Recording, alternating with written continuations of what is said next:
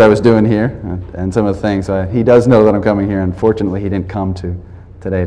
I have a little embarrassment to discuss this stuff. But I do see that in universities you have a very political in terms of the ownership issues and stuff. So I think I stress that very much too. There are three recent patents that cause a lot of controversy, and I'm curious if, given the kinds of changes that are going on in patent law going forward, if you think that we will see more or fewer of these types of patents.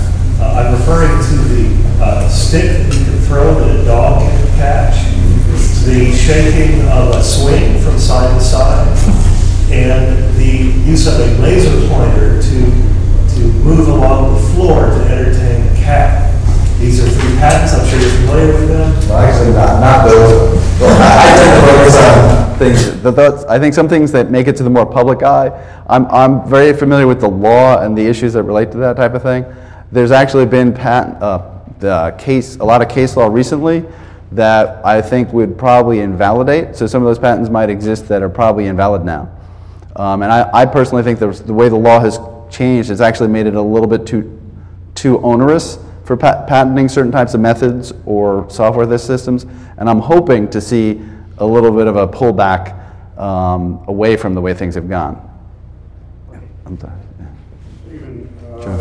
Between myself and the two close associates here, we hold 140 patents. I last dealt with a patent attorney about a year plus ago, and I think we might have done a little misstep there with the time limit, especially as it involves international. Okay, so maybe I didn't describe it on my slide.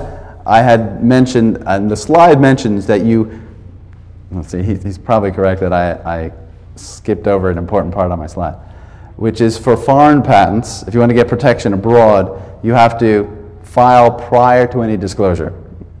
And so all these people, it was on my slide, I didn't mention it. But yeah, so there's a 1-year grace period in the United States, but you have to file prior to any disclosure if you want to have protection abroad. And then I didn't get into foreign protection. Once you file, then you have a 1-year period to foreign file and stuff like that. Well, now one more question. Okay. Any women want to ask a question? All right, this is the last question. You might find of interest that about 2 years ago, I did a survey of the patent office and patent exam, and I developed some new statistics for it. They thought it was great. They wanted to patent it. They owned it.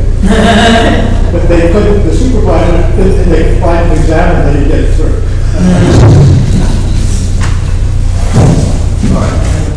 Okay, thank you.